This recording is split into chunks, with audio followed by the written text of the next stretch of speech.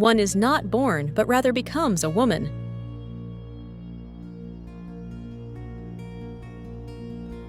All oppression creates a state of war.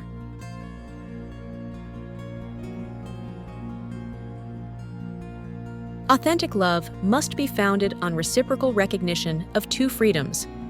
For each of them, love would be the revelation of the self through the gift of the self and the enrichment of the universe. No woman should be authorized to stay at home and raise her children. Society should be totally different.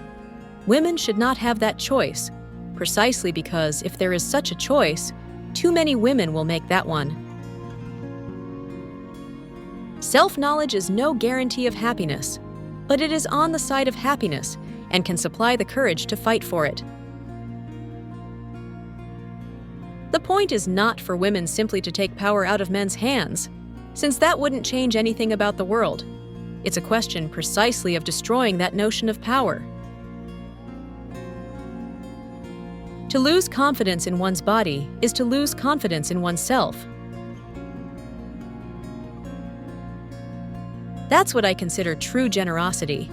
You give your all, and yet you always feel as if it costs you nothing. To give space when what one most yearns for is closeness, that is both the great test and great tragedy of love. Woman has always been man's dependent, if not his slave.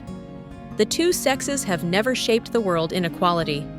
And even today, woman is heavily handicapped, though her situation is beginning to change. The fact that we are human beings is infinitely more important than all the peculiarities that distinguish human beings from one another. On the day when it will be possible for woman to love not in her weakness, but in her strength, not to escape herself, but to find herself, not to abase herself, but to assert herself, on that day, love will become for her, as for man, a source of life and not of mortal danger. If you live long enough, you'll see that every victory turns into a defeat.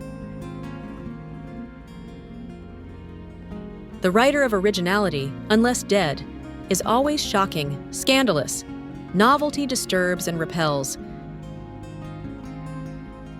In every society, the artist or writer remains an outsider. Oppression tries to defend itself by its utility.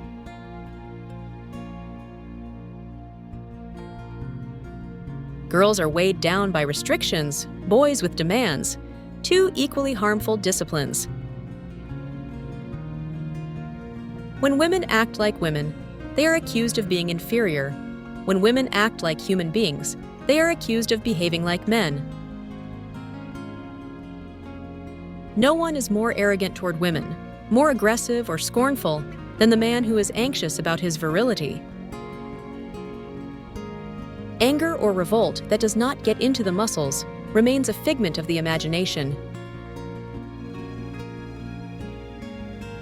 Thanks for watching. Please like, comment, share, and subscribe.